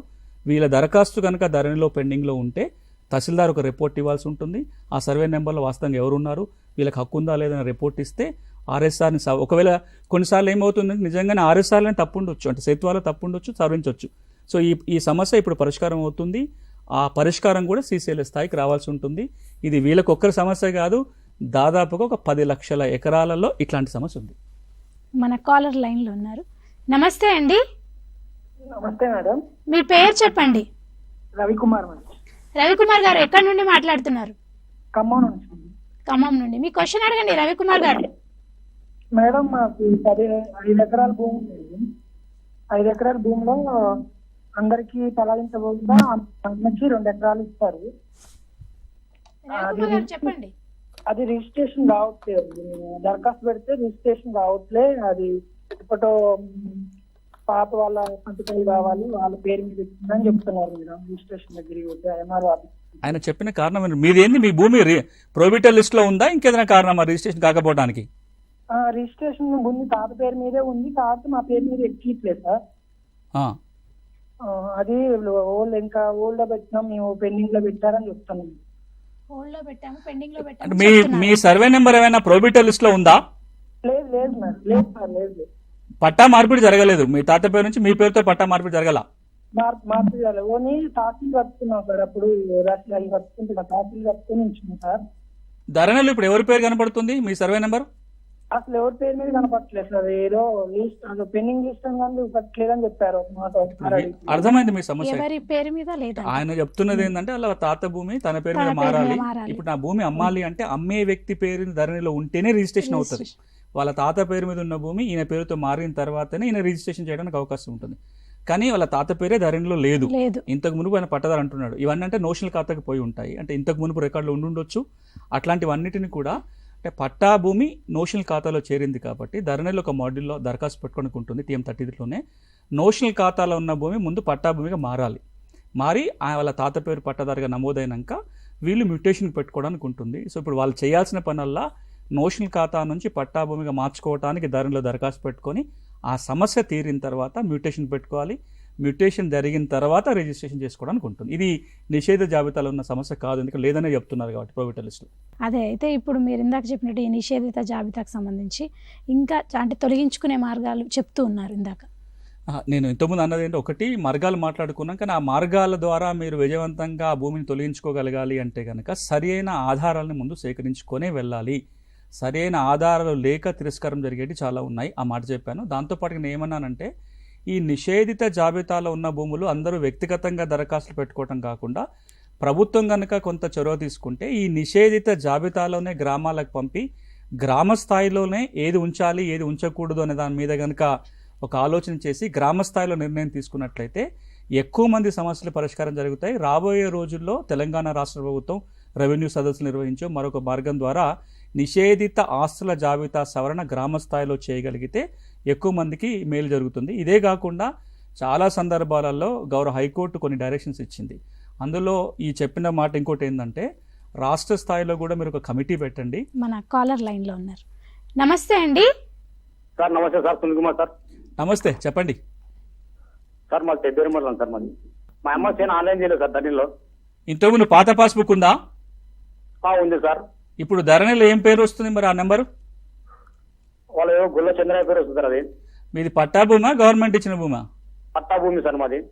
పట్టా భూమి వేరే వాళ్ళ పేరు మీద నమోదై ఉంది సార్. 21, 22 sir survey number. ఇట్లాంటివి కూడా మనం ఉంటాయి. నేను ప్రతి కేసును కూడా జనరలైజ్గా ఎందుకు చెప్తున్నానంటే, వీళ్ళు అడుగుతున్న ప్రశ్నలు ఒక్కొక్క కేసులు కావు. దీనికి కనుక నేను సమాధానం చెప్తే కొన్ని వేల మంది కూడా సమాధానం ఉపయోగపడుతుంది కాబట్టి కొంత వివరించి చెప్పే ప్రయత్నం చేస్తున్నా. ధరణి ఎప్పుడైతే వచ్చిందో అంటే భూ రికార్డుల ప్రక్షాళన చేసి ఆ రికార్డు అంతా తీసుకొచ్చి ధరణి వెబ్సైట్లో కొత్తగా పెట్టారు. ఇప్పుడు ధరణినే ROR రికార్డు. అందులో ఒక ప్రధాన సమస్య ఏమొచ్చిందంటే వీరు చెప్తున్న సమస్య. నిన్న మొన్నటిదాకా నా పేరు రికార్డులో ఉంది, నాకు ఒక పాస్బుక్ కూడా ఉంది. సడన్గా నా పేరు మీద ఉండాల్సిన భూమి మీ పేరు మీద ఎక్కింది, ఇప్పుడు మీ పేరు పట్టాదారుగా కనపడుతుంది. అట్లా ఎక్కడానికి చాలా కారణాలు ఉన్నాయి. ఒకటి, నేను మీ దగ్గర నుంచి ఎప్పుడూ సాదా బైనామా కొని ఉంటాను, ప్రక్రియ సరిగా జరిగి ఉండదు, నా పేరుతో పాస్బుక్ మారినా సాదా బైనామా 13B సర్టిఫికేట్ లేదు కాబట్టి మళ్ళీ పాత ఓనర్ పేరే రికార్డులు వచ్చినాయి. రెండోది, ఈ పాస్ పుస్తకాలు జారీ చేసేటప్పుడు బేస్ రికార్డ్ అయిన 1Bలో పేరు ఎక్కకుండానే కొత్తగా పాస్బుక్ నాకు ఇచ్చేశారు. ఇప్పుడు 1Bలో ఎవరి పేర్లు ఉన్నాయి దాని ప్రకారమే కొత్త ధరని ఎక్కింది కాబట్టి పాత ఓనర్ ఎవరు ఉంటే అట్లా కొన్ని వచ్చినాయి.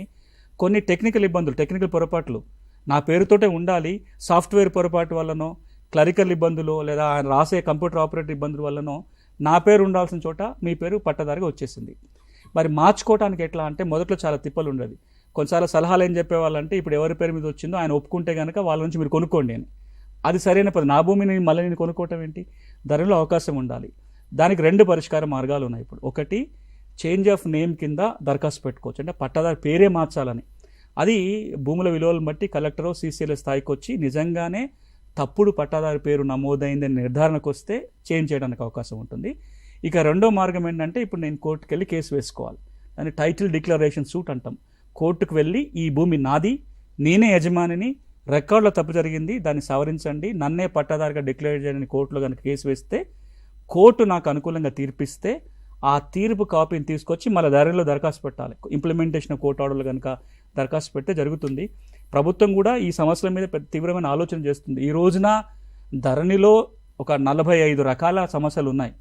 కొన్ని సమస్యలకి దరఖాస్తు పెట్టుకోవడానికే మాడ్యూల్ లేదు, కొన్ని సమస్యలకి దరఖాస్తు పెట్టుకున్న పరిష్కారాలు జరగట్లేవు, చాలా ఇబ్బందులు ఉన్నాయి. కాబట్టి ధరణి సమస్యల పరిష్కారం ఏ విధంగా చేస్తే బాగుంటుంది, ప్రభుత్వానికి సలహాలు సూచనలు ఇవ్వడం కోసం కమిటీ వేసింది. నేను సభ్యుడిగా ఉన్నాను ధరణి మీద. దాని మీద మేము చాలా కసరత్తు చేస్తున్నాము. ఇప్పటికే కొన్ని సలహా సూచనలు ఇచ్చిన దాని ఆధారంగా ప్రభుత్వం సర్కులర్ ఇచ్చి కొన్ని మార్పులు తెచ్చింది. రాబోయే రోజులలో ధరణి చిక్కుముడులు విప్పటం కోసం మరింత సులభమైన సరళమైన పరిష్కార మార్గాలు రాబోతున్నాయి. ఇప్పటి వరకు మాత్రం ఇప్పుడు వారు అడిగిన ప్రశ్నకి 2 పరిష్కార మార్గాలు, TM33లో దరఖాస్తు పెట్టుకోవటమా, సివిల్ కోర్టుకు వెళ్ళటమా చేయాలి. మన కాలర్ లైన్లో ఉన్నారు. నమస్తే అండి, నమస్తే అండి. మీ పేరు చెప్పండి. నా పేరు రఫీ. రఫీ గారు చెప్పండి, ఎక్కడి నుండి మాట్లాడుతున్నారు? ఆంధ్రప్రదేశ్ అనంతపూర్ డిస్ట్రిక్ట్ అండి. చెప్పండి రఫీ గారు. సార్ నమస్తే సార్. నమస్తే, చెప్పండి. సార్ అది మా ఒక సర్వే నెంబర్ మీద 15 ఎకరాల 10 సెంట్లు భూమి ఉంది సార్. అది ఆ ల్యాండ్ టోటల్ మొత్తం ప్రాపర్టీ లిస్ట్ లో పడింది అనమాట. యాక్చువల్ గా అయితే ఆ సర్వే నెంబర్ స్టార్టింగ్ రిజిస్ట్రేషన్ వచ్చి 1972 నుంచి రిజిస్టర్ ఉంది. ఓకే. 2008 వరకు రిజిస్టర్ అయింది. ఓకే. అప్పటి నుంచి ప్రాపర్టీ లిస్ట్ లో పడిపోయింది, బంజర్ భూమి కింద పడిపోయింది ల్యాండ్. మేము ఇప్పుడు దాన్ని పార్టీషన్ గా డివైడ్ చేసుకోవాలంటే రిజిస్టర్ కాదంటున్నాడు. ఓకే. ఇప్పుడు మా తాత పేరు మీద ఉంది, ఆయన చనిపోయారు. జస్ట్ ఆయన ఏమంటున్నారంటే ఆయన డెత్ సర్టిఫికేట్ పెట్టి మార్చేస్తాము ఫ్యామిలీ మెంబర్ కింద, అంతేగాని రిజిస్టర్ అయితే కాదు ఇది అంటున్నాడు. బంజర్ భూమి గవర్నమెంట్ ల్యాండ్ అంటున్నాడు. అసైన్ అంటే డిఫామ్ పట్టా రాస్తున్నారా? అసైన్మెంట్ అని ఉందా? అసైన్మెంట్ ఉంది, బంజర్ ఉంటుంది దాంట్లో. మీకు నిషేధ జాబితాలో ఆ నంబర్ రాసినప్పుడు క్లాసిఫికేషన్ ఏం రాస్తారు, ఏం కేటగిరీ రాస్తున్నారు అక్కడ? కేటగిరీ వచ్చి చూడండి, అది అసైన్మెంట్ అని ఉందా, సర్కార్ అని ఉందా చూడండి. పిత్రాజితం అని సార్ అడంగల్లో. అది భూమి వచ్చిన విధానం, భూమి రకం వేరు ఉంటుంది. అది అసైన్మెంటా, ప్రభుత్వమా, పట్టానా రాసి ఉంటుంది. 2 రికార్డ్స్ వెరిఫై చేయండి. అడంగల్లో భూమి స్వభావంలో ఏమని రాస్తున్నారు, నిషేధిత జాబితాలో ఏ కేటగిరీలో ఉంది, మూడోది RSR ప్రకారం దాని ల్యాండ్ క్లాసిఫికేషన్ ఏదో ఉందో చూడండి. ఈ 3 లింక్స్ వెరిఫై చేసుకుంటూ నిజంగానే మీరు అన్నట్టుగా అది మొదటి నుంచి కనుక పట్టా భూమి అయి ఉంటే మార్చుకోవచ్చు. కానీ కొన్నిసార్లు ఏమైందంటే ఈ జాబితా తయారు చేయటమే 2007లో మొదలైంది. నిజంగానే అప్పటిదాకా అది అసైన్మెంట్ భూమి అయి ఉండొచ్చు, అది అడంగల్లో పట్టా భూమి అని వస్తూ వచ్చింది. కానీ ఈ జాబితా తయారు చేసేటప్పుడు బేస్ రికార్డ్ని ఆధారం చేసుకుంటారు. ఆంధ్రాలో అయితేనేమో RSRని బేస్ రికార్డుగా తీసుకుంటారు, తెలంగాణలో అయితే సేత్వాన్ని బేస్ రికార్డుగా తీసుకుంటారు. నిజంగానే అక్కడ అది అసైన్మెంట్ ల్యాండ్ అయి ఉండొచ్చు. ఒకవేళ అది అసైన్మెంట్ ల్యాండే అయితే కనుక ఇప్పుడు అది ప్రొహిబిటెడ్ లిస్టులు తీయడానికి కుదరదు, కానీ మ్యూటేషన్ చేయొచ్చు. అది అసైన్మెంట్ పట్టా అయినా సరే నిషేధిత జాబితా నుంచి తొలగించరు, కానీ పట్టాదారు కనుక చనిపోతే వాళ్ళ వారసుల పేరు మీద మ్యూటేషన్ చేయొచ్చు. దానికి దీనికి అడ్డంకి ఏది ఉండదు. మన కాలర్ లైన్లో ఉన్నారు. నమస్తే అండి. నమస్తే మేడం. మనతో పాటు ఇప్పుడు అడ్వకేట్ సునీల్ కుమార్ గారు ఉన్నారు, మీ ప్రశ్న అడగండి. సార్ నమస్తే సార్. నమస్తే, చెప్పండి సార్. ఇది మాకు 1960 ఆ ప్రాంతం మధ్యలో మా తాతగారికి ఒక 4 ఎకరాల ల్యాండ్ ఫ్రీడమ్ ఫైటర్ కింద అసైన్మెంట్ చేశారు సార్. అదే ఇంకా ప్రొహిబిషన్ లిస్ట్ లోనే ఉంది సార్. అది దానికి తొలగించుకోవడానికి ఎట్లా ఎలాంటి మీ దగ్గర పట్టా కాపీ ఉందా? ఆ పట్టా కాపీ దొరకట్లేదు సార్, అది మొత్తం చినిగిపోయింది. పహానీలో మీ వచ్చిందా పేర్లు? ఆ పహాని కూడా ఆ టైంలో ఆ పహాని దొరకట్లేదు సార్, లేదంటున్నారు. ఎప్పటి నుంచి వస్తున్నారు పహానీలో? పహానీలో 1975 నుంచి ఇస్తున్నారు సార్, 75 నుంచి ఉంది. అంతకంటే ముందు ఎవరి పేరు లేదు? ఎవరు లేదు సార్. ఇప్పుడు ధరణిలో ఎవరి పేరు ఉంది? దాన్ని మాదే ఉంది సార్. ధరణిలో ఉంది, కానీ ఫ్రీడమ్ ఫైటర్ ఆయన ఫ్రీడమ్ ఫైటర్ అనడానికి ఏమైనా ఆధారాలు ఉన్నాయా సార్? వాళ్ళు అదే సార్ అంటే దొరకట్లేదు, పాస్ అంటే రెండు వేరు. ఒకటి ఆయనకి ఫ్రీడమ్ ఫైటర్ కోటాలు ఇచ్చారా లేదా అనే దానికి ఒక ఆధారాలు, అంటే ఆయనకి ఇచ్చిన లావణి పట్టాలో ఏమైనా రాసి ఉండటం కానీ, ప్రొసీడింగ్స్ కానీ, లేదా అప్పుడున్న రిజిస్టర్లు చూడటం కానీ చూడాలి.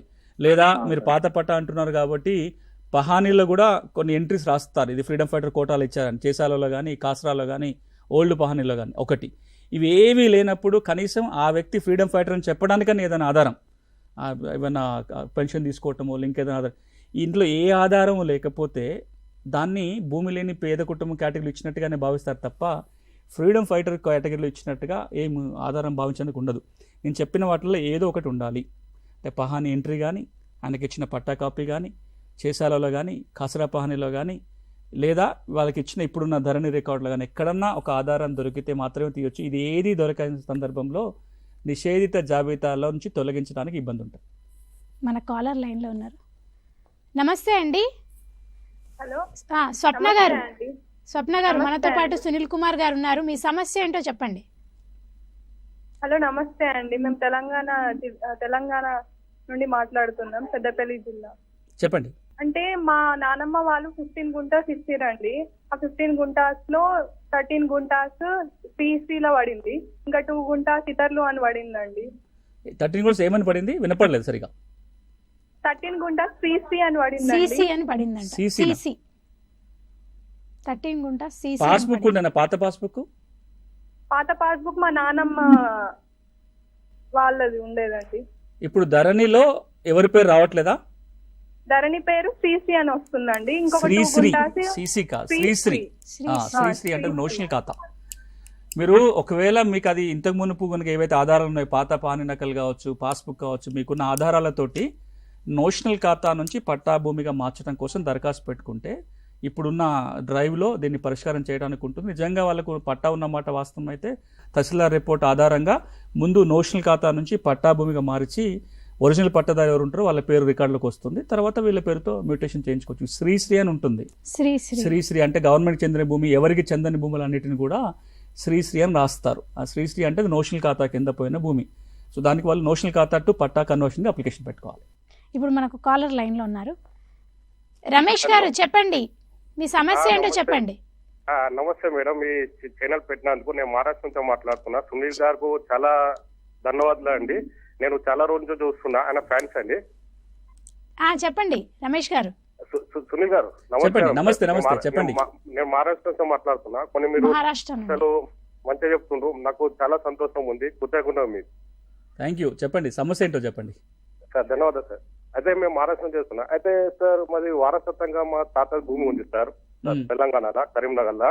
సార్ మాది 3 జాగాలో ఉంది ల్యాండ్. అయితే మా డాడీ మధ్యలో జరిగిపోయాను, మాకు ఒక ల్యాండ్ కోసం ఏం చెప్పలేరు. అవన్నీ కొంచెం మీరు చూస్తున్నా అప్పుడప్పుడు ఆన్లైన్ అవి అని కొంచెం తెలుస్తున్నాయి. అయితే మాది ఏమైంది, కొంచెం మా 3 ఇష్యూలు ఉన్నాయి సార్. అయితే ఒక్క జాగాలో మాది తాతది మా పాలోళ్ళు ఉన్నారా, మా చిన్న పెద్దనైనా. అయితే పంపకాలు చేసుకున్నారని సర్వే నెంబర్ చూపిస్తుంది, కానీ మాకు అలా నేను సర్వే నెంబర్ తెలుసు, అన్న చూపిస్తలేదు ఆ జాగా ఒకటి మాకు అలా మొత్తం ఇలా ఉంటుంది.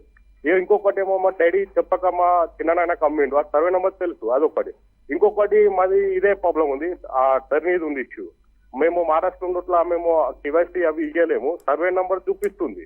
అయితే అదొకటి ఎక్కిస్తుంది. మళ్ళీ మాకు గవర్నమెంట్ కి ఏమన్నా ల్యాండ్ అమ్మే, మేము మహారాష్ట్ర ఉంటాం కదా సార్, మాకు కొంచెం హెల్ప్ చేయండి సార్. కొంచెం మాకు జాగా గవర్నమెంట్ కి అమ్మే ఉంటాయి, ఎందుకంటే మా పక్క పొంటలు కొంచెం ఇబ్బంది చేస్తుంది మా పాలు. మాకు గవర్నమెంట్ కి అమ్మేయాలంటే ఎట్లా చేయాలి, కొన్ని 3 ఆప్షన్స్ చెప్పండి ప్లీజ్.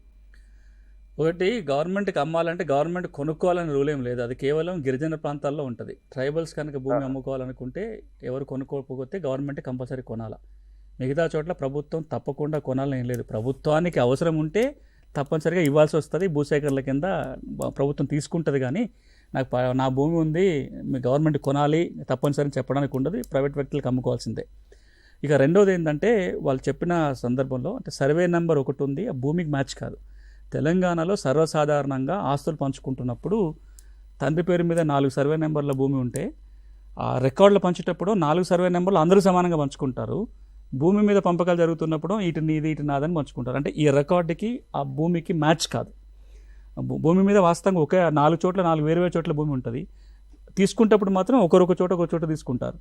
రికార్డులు పంచుకుంటప్పుడు మాత్రం అన్ని సర్వే నెంబర్లో సమానంగా పంచుకుంటారు. అప్పుడు భూముల విలువలు పెద్ద ఎక్కువ లేవు, రెండోది పెద్ద పట్టింపులు లేవు కాబట్టి ఇబ్బంది లేదు. కానీ ఈ రోజున ఏమవుతుందంటే వాళ్ళు పంచుకుంటున్నప్పుడు ఒక భూమి విలువ చాలా విపరీతంగా పెరిగిపోయి ఉంటుంది, లేదా ఒక భూమి పక్క నుంచి రోడ్డు పోయి ఉంటుంది, ఇంకోటి రోడ్డు లోపలికి పోయి ఉంటుంది. ఇక్కడ రికార్డులో ఒక ఆయన ఉంటాడు, అక్కడ యాక్చువల్గా భూములు ఉన్నాను ఇంకొక ఆయన ఉంటాడు. వీళ్ళ మొదలు ఇప్పుడు కొట్లాట్లు వస్తుంటాయి. ఈ చాలా పెద్ద ఎత్తున ఉన్నాయి. రికార్డులో ఉన్న నంబర్కి ఫీల్డ్లో నెంబర్కి మ్యాచ్ కాకపోవటాన్ని వైవర్డ్ కబ్జా అంటాం. అంటే నా రికార్డులో సర్వే నెంబర్ 3 అని చూపిస్తుంది, నేను సర్వే నెంబర్ 4లో దున్నుకుంటున్నా.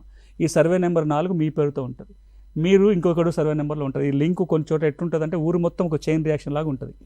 వీళ్ళకి ఇవన్నీ మా పాలోళ్ళ మధ్యలో గొడవలాగా ఉన్నాయి కాబట్టి వీళ్ళ సమస్యకి పరిష్కారం జరగాలి అంటే పార్టీషన్ సూటే వేసుకోవాలి. అంటే వాళ్ళ నాన్న నుంచి వచ్చిందో వాళ్ళ తాత నుంచి వచ్చిందో ఎక్కడ సమస్య ఉంటే కనుక వాళ్ళ అన్ని భూముల మీద ఒక పార్టీషన్ సూట్ వేసుకుంటే ఆ భూముల్ని ఎక్కడున్నాయో లొకేట్ చేసుకోవడానికి ఉంటుంది. రెండోది, ఈ మధ్యలో ఎక్కువ మంది నుంచి వింటున్నది ఏంటంటే ఎప్పుడో 5, 10 ఏళ్ళు 20 ఏళ్ళు 30 ఏళ్ళ కింద భూములు వదిలేసిపోయి ఉంటారు. వాళ్ళ నాన్న జమాన్లనో తాత జమాన్లనో భూములు వదిలేసిపోయి ఉంటారు. ఇప్పుడు గుర్తొస్తుంది రికార్డులో మాకు అక్కడ భూమి ఉందంట, మా రికార్డులో మా పేరు చూపిస్తుందని. మనం ఒకటి గమనించాల్సింది ఏంటంటే మీకు గనక భూమి హక్కు ఉంటే మన హక్కులని మనమే కాపాడుకోకపోతే చట్టం మన రెస్క్యూకి రాదు. అందుకే చట్టంలో ఒక నియమం ఏంటి, 12 ఏళ్ళు కనుక మీ భూమిని మీరు పట్టించుకోకపోతే ఇంకెవరన్నా మీకు తెలిసి మీ భూమిని అనుభవిస్తున్నట్లయితే అడ్వర్స్ పొజిషన్స్ వస్తాయి. అడ్వర్స్ పొజిషన్ రైట్ అంటాం. మీదే భూమి ఒక 12 ఏళ్ళకి పైగా నేనే సాగు చేసుకుంటున్నా, ఆ విషయం మీకు తెలుసు, కానీ మీరు ఎప్పుడూ అభ్యంతరం పెట్టాల. అప్పుడు నేను కోర్టు పోయి అడగొచ్చు, ఇది ఆమె భూమి అయినా సరే 12 ఏళ్ళుగా నేనే భూమిలో ఉన్నాను కాబట్టి నన్నే ఓనర్గా డిక్లేర్ చేయని అడగొచ్చు. దీన్ని అడ్వర్స్ పొజిషన్ రైట్ అంటాం దాన్ని. ఇది ఎందుకు పెట్టాము? ఒకప్పుడు పద్ధతి ఏంటి, మీరు ఈ రికార్డులు ఎప్పుడు లేని సందర్భం, చట్టాలు రికార్డులు ఎప్పటి నుంచి వచ్చినాయి? 100 ఏళ్ళు, 150 ఏళ్ళు, 200 ఏళ్ళు. అంతకంటే ముందు విధానం ఏంటి, ఎవరి ఆధీనంలో భూమి ఉంటే అది వాళ్ళదే, వాళ్ళ హక్కుదారులు అయిపోతారు. అప్పటిదాకెందుకు? ఈ రోజున మీరు గిరిజన ప్రాంతాలకు పోతే పోడు సాగు అంటే ఏంటి, నేను పోయి ఒక అడవిని కొంత భాగం క్లీన్ చేసుకుంటా, అక్కడ వ్యవసాయం చేస్తా, ఇది పండనప్పుడు ఇంకో చోట పోయి 4-5 చోట్లకు పోతాను. ఎవరు అయితే అడవిని సదును చేసుకుని వ్యవసాయం చేస్తారో ఇక ఆ భూమి వాళ్ళకైతుంది. 2008లో ఒక కొత్త చట్టం వచ్చి ఎవరెవరైతే పోడు చేసుకున్నారో వాళ్ళకి మనం హక్కుపత్రాలు ఇచ్చినాం. అంటే మనం గమనించాల్సింది ఏంటంటే మీ భూమి హక్కును కాపాడుకోవాలంటే భూమి మన స్వాధీనంలో ఉంచుకోవటం చాలా కీలకం. అంటే మీరన్నా దాన్ని దున్నుతూ ఉండాలి, లేదా మీ అనుమతితోటి ఎవరైనా చేయాలి తప్ప పూర్తిగా భూమిని గాలికి వదిలేసి 20 ఏళ్ళ తర్వాత 30 ఏళ్ళ తర్వాత నాకు హక్కులు ఉన్నాయని కొట్లాడతామంటే దాని మీద రైట్ తెచ్చుకోవడం సాధ్యం కాదు. చట్టం దృష్టిలో భూ యజమాని ఎప్పుడవుతాడంటే ఈ రికార్డులు చట్టాల వ్యవస్థ ఎప్పుడూ లేనప్పుడు మీ భూమి మీ చేతిలో ఉంటే మీరే యజమాని. కానీ ఈ రోజున ఇప్పుడు తెలంగాణలో ఒక 140 భూమి చట్టాలు ఉన్నాయి, ఇంకొక 30-40 భూమి రికార్డులు ఉన్నాయి. ఈ చట్టాలు రికార్డులు వచ్చిన తర్వాత ఇప్పుడు మనం ఏమంటున్నామంటే మీరు యజమాని అని చెప్పాలంటే భూమి ఉండాలి, రికార్డులో పేరు ఉండాలి, మీ చేతిలో కాగితాలు ఉంటే తప్ప హక్కులు కాపాడుకోవడానికి సాధ్యపడదు. కాబట్టి ఎవరెవరైతే భూములు ఉన్నాయో స్వాధీనంలో భూమి ఉందా, మీ చేతిలో కాగితాలు ఉన్నాయా, మీ పేరు రికార్డులో ఉందా, ఇప్పటికన్నా చూసుకోవాలి. ఎంత తొందరగా చూసుకుంటే మీ భూమి హక్కులు కాపాడుకోవడానికి అవకాశం ఉంటుంది. ఎంత లేట్ అయినా కొద్దీ మీ భూముల హక్కులను కాపాడుకోవడం అంత కష్టతరం అవుతుంది. మన కాలర్ లైన్లో ఉన్నారు. నమస్తే అండి. నమస్తే మేడం. మనతో పాటు సునీల్ కుమార్ గారు ఉన్నారు. మీ సమస్య ఏంటో చెప్పండి. సార్ సునీల్ కుమార్ గారికి నమస్కారం సార్. నమస్తే, చెప్పండి సార్. మీ యొక్క యూట్యూబ్ లో ఈ వీడియోస్ చూసి నేను మా భూమి కూడా కొంచెం ప్రాబ్లం ఉంటే ఎంక్వైరీ చేయండి సార్. ఈ భూసార పరీక్ష భూమి పరీక్ష చేసుకోమని చేయడానికి చెప్పండి రామకృష్ణ గారు. అయితే సార్ మాకు 4 ఎకరాల భూమి ఉంది సార్. అయితే అందులో 2 ఎకరాలే మా పేరు మీద ఉంది, 2 ఎకరాలు లేదు సార్. అయితే మీరు చెప్పినాక ఈ భూమి హక్కుల గురించి తెలుసుకున్నాను, మీరు చెప్పినాక నేను యాక్సిడెంట్ వెళ్తే సార్ సేతువారి నుంచి టుడేరు వరకు చూస్తే సార్ అది పక్క వాళ్ళ పేరు ఉంది సార్ భూమి. అయితే మా కాడ ఏదో అని కాగితాలు లేవు, వాళ్ళకే ధరలీలో ఉంది, వాళ్ళకి అంత ముందు 1B ఉంది, పాస్బుక్ ఉన్నాయి, ఆల్ ఎవిడెన్స్ వాళ్ళకి సార్. మనకి మాత్రం ఏం లేదు సార్, భూమి మాత్రం మన దగ్గర ఉంది. ఇప్పుడు ఇట్లా ఈ సమస్యలకు 2 కేటగిరీస్ ఉంటాయి. ఒకటి, ఇప్పుడు ఆయన ఆధీనంలో భూమి ఉంది, రికార్డులో ఎప్పుడు లేడు. కొన్ని సందర్భాల్లో ఏమవుతుందంటే భూమి స్వాధీనంలో ఉంటుంది, పట్టాకాలంలో ఉండదు, కానీ కబ్జాదారు కాలం అనుభవదారు కాలం అంటాము.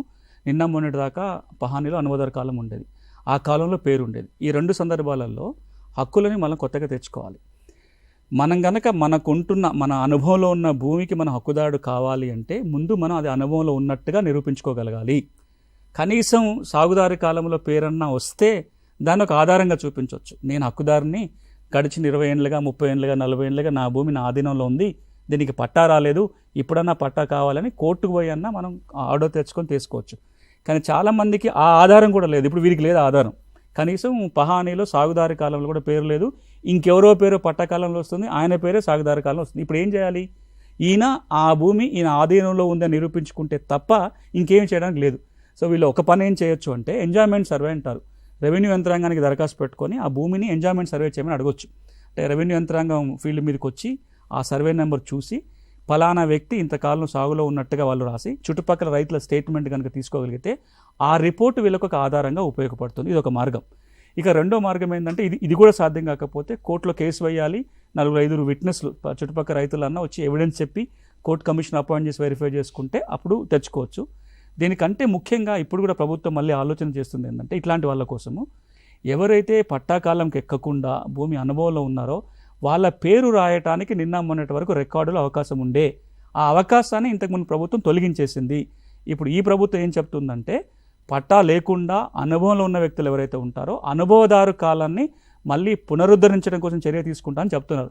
అది కనుక జరిగితే ఇట్లాంటి వాళ్ళకి కొంత ఆసరా దొరుకుతుంది. పట్టాకి ఎక్కకపోయినా అనుభవ కాలంలో ఉంటే కొంత ఆ భూమిని అనుభవించడానికి రేపు పొద్దున హక్కులు తెచ్చుకోవడానికి అది ఉపయోగపడుతుంది. మన కాలర్ లైన్లో ఉన్నారు. నమస్తే అండి. నమస్తే అండి.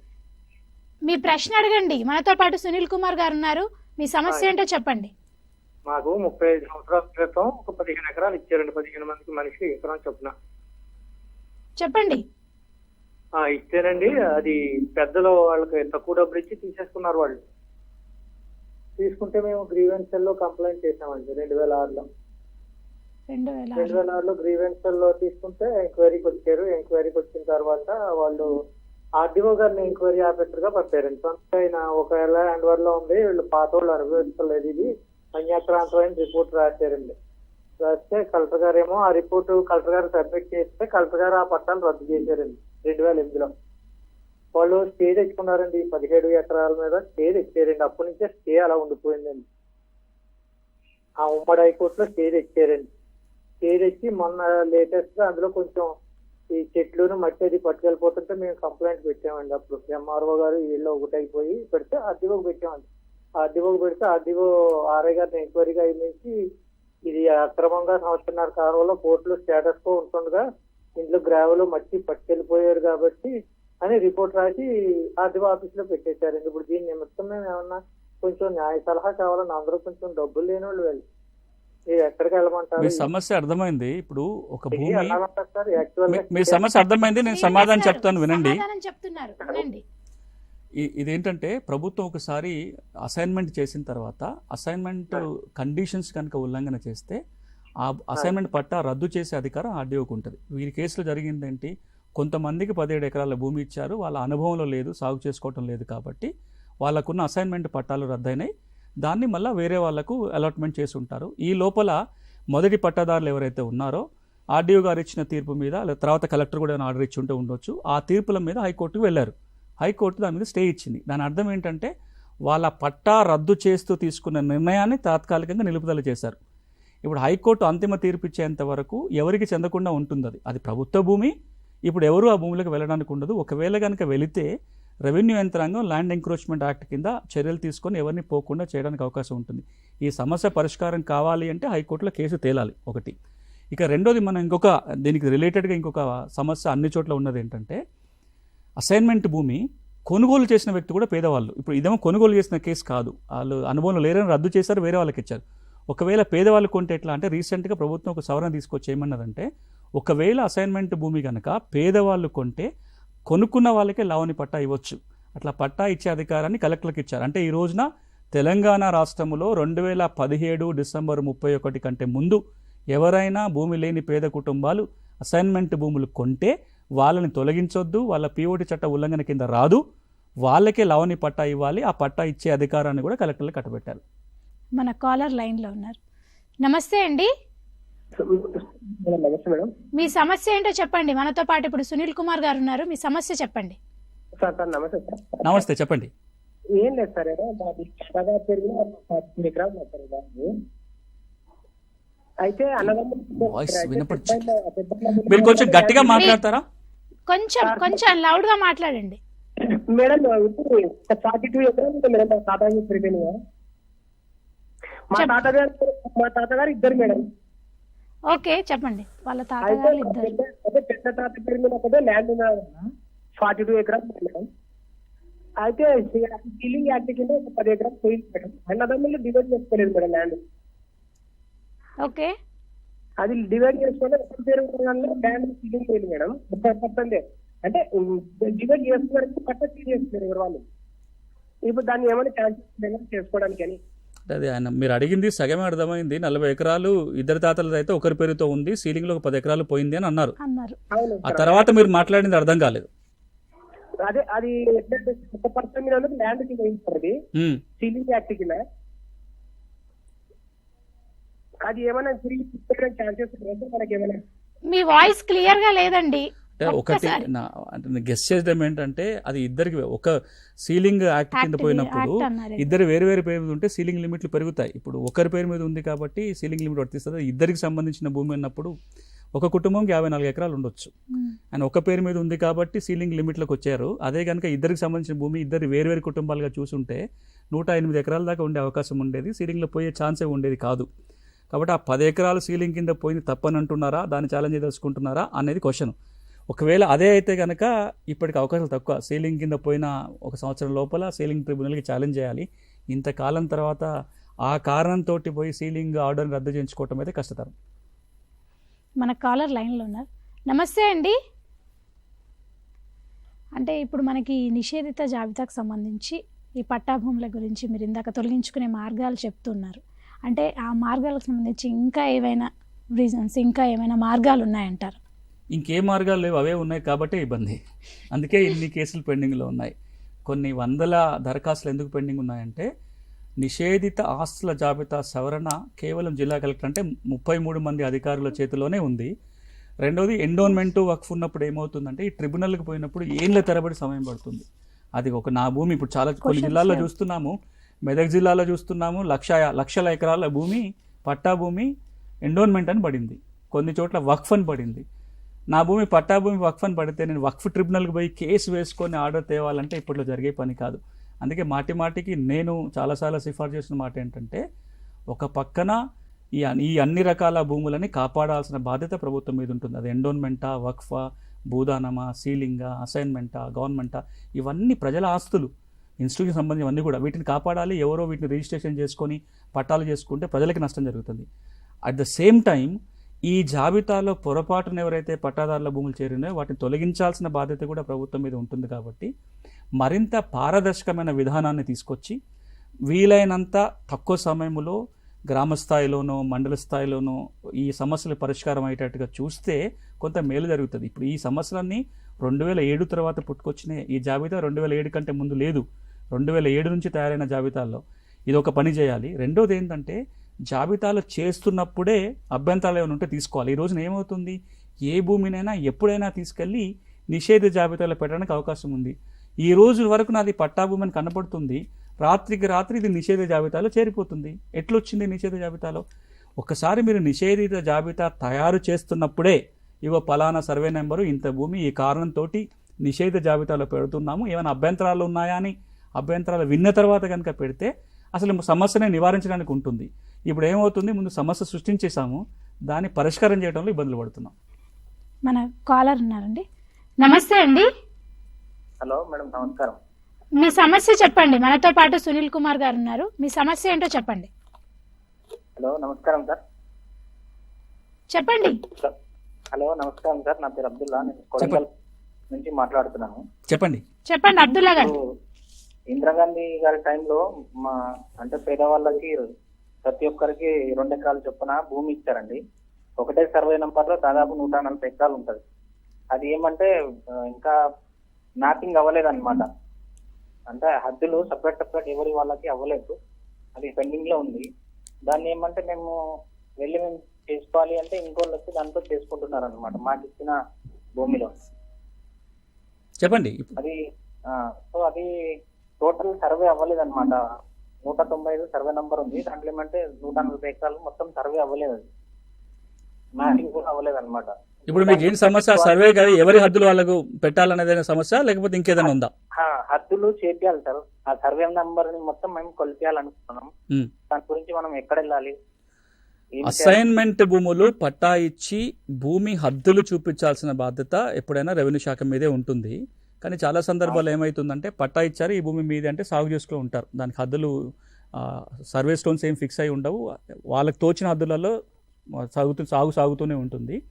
చట్టం ఏమంటుందంటే ఎప్పుడైనా సరే లవణి పట్టా ఉండి భూమి సాగులో ఉన్నా లేదా అసలు మీకు భూమి చూపకపోయినా సర్వే చేయమని తహసీల్దార్కి దరఖాస్తు పెట్టాలి. సర్వే కోసం దరఖాస్తు పెట్టాలి. పట్టా భూములు అయితేనేమో 250 రూపాయలు 300 రూపాయలు చలాన్ కట్టాలి. అసైన్మెంట్ భూమి కాబట్టి ఎట్లాంటి డబ్బు చెల్లించాల్సిన పని లేదు. మీకు ఉన్న లావణి పట్టా దరఖాస్తుతో పాటు పెడుతూ ఈ భూమికి సర్వే చేసి హద్దులు చూపించమని తహసీల్దార్కి అప్లికేషన్ ఇవ్వండి. మండల్ సర్వేయర్ వచ్చి ఆ భూమిని సర్వే చేసి హద్దులు పాతుతారు. ఒకవేళ మీకు ఇచ్చిన పట్టాలో ఉన్న ఎక్స్టెంట్కి మీరు ఫీల్డ్లో ఉన్న ఎక్స్టెంట్కి కొంత మిస్ మ్యాచ్ ఉన్నా సరే ఫీల్డ్లో మీరు ఇప్పుడు ఏ విధంగా అయితే ఉన్నారో ఆ ప్రకారం పట్టాన్ని కూడా మార్పు చేర్పులు చేసే అధికారం తహసీల్దార్కి ఉంటుంది. కాబట్టి సర్వే కోసం తహసీల్దార్కి దరఖాస్తు ఇవ్వండి. నిషేధిత జాబితాలో పట్టా భూములు తొలగించుకునే మార్గాలు ఏంటి అని చాలా బాగా వివరించారండి. Thank you so much. Thank you. ఇది ఇవాల్టి అంశం, ఇది ఇవాల్టి అవగాహన కార్యక్రమం. తిరిగి మళ్ళీ కలుద్దాం. అంతవరకు చూస్తూనే ఉండండి TSAT.